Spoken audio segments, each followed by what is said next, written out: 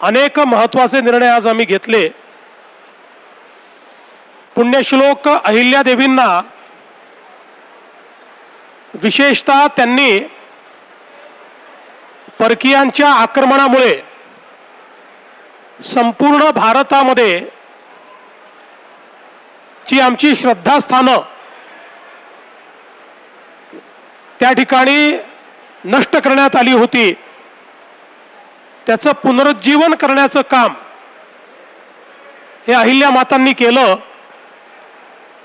आणि म्हणूनच आज या मंत्रिमंडळ बैठकीच्या निमित्ताने आम्ही या ठिकाणी चोंडीला पुण्यश्लोक अहिल्यादेवी होळकर स्मृतिस्थळ याचं जतन व संवर्धन करण्याकरता 681 कोटी रुपयाचा आराखडा हा मान्य केलेला आहे।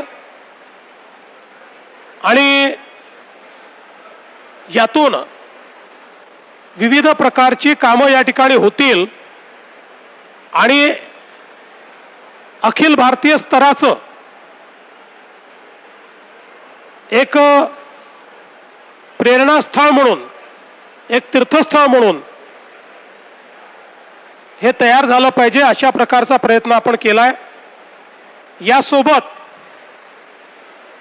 या त्रिशताब्दीचं औचित्य साधून याच बैठकीमध्ये अष्टविनायक गणपती मंदिरांचा जीर्णोद्धार 147 कोटी रुपये, श्री क्षेत्र तुळजाभवानी मंदिर विकास आराखडा 1865 कोटी रुपये, श्री क्षेत्र ज्योतिबा मंदिर विकास आराखडा 259 कोटी रुपये, त्र्यंबकेश्वर विकास आराखडा 275 कोटी रुपये, त्याचप्रमाणे श्री क्षेत्र महालक्ष्मी मंदिर विकास आराखडा 1445 कोटी रुपये आणि श्री क्षेत्र माहुरगड इथला विकास आराखडा 829 कोटी रुपये, असे जवळपास 5503 कोटी रुपयाच्या प्रकल्पांना मान्यता दिलेली आहे।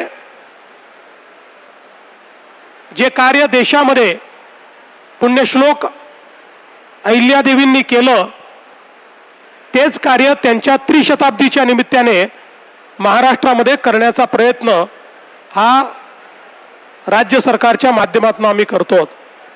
यासोबत पुण्यश्लोक अहिल्यादेवींचं जीवन, त्यांचं कार्य याचा परिचय संपूर्ण जगाला झाला पाहिजे, या दृष्टीने त्यांच्या जीवनावर बहुभाषिक कमर्शियल चित्रपट हा निर्माण करण्याचा आम्ही निर्णय केलेला आहे।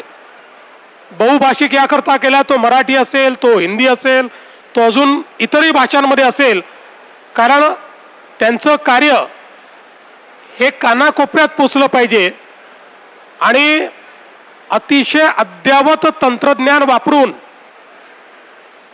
हा सिनेमा तयार करण्यात येणार आहे, जेणेकरून त्यातनं केवळ तो जीवनपट नसेल तर त्यातनं त्यांच्या कार्याचं प्रभावीपणे मांडणी हे आपण करण्याचा प्रयत्न करणार आहोत। या निमित्ताने अहिल्यानगर जिल्ह्यामध्ये आपल्याला कल्पना आहे, मागच्या काळात प्रत्येक जिल्हा तिथे मेडिकल कॉलेज अशा प्रकारची आपण घोषणा केली। फक्त अहिल्यानगर जिल्हा राहिला होता की जिथे शासकीय मेडिकल कॉलेज नाही, बाकी सगळ्या जिल्ह्यांमध्ये आपण शासकीय मेडिकल कॉलेज तयार केले। गेल्या 2.5 वर्षात तर 10 मेडिकल कॉलेजेस नवीन आपण तयार केले।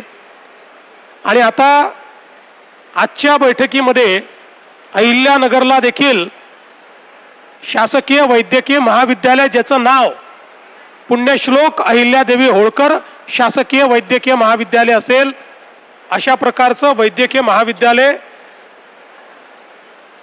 स्थापन करण्याचा निर्णय करण्यात आलेला आहे। त्यासोबत अहिल्यानगरमध्ये खास मुलींकरता ITI, स्वतंत्र ITI मुलींचं हे देखील तयार करण्याचा निर्णय हा करण्यात आलेला आहे। आज एक नवीन महिला सक्षमीकरणाकरता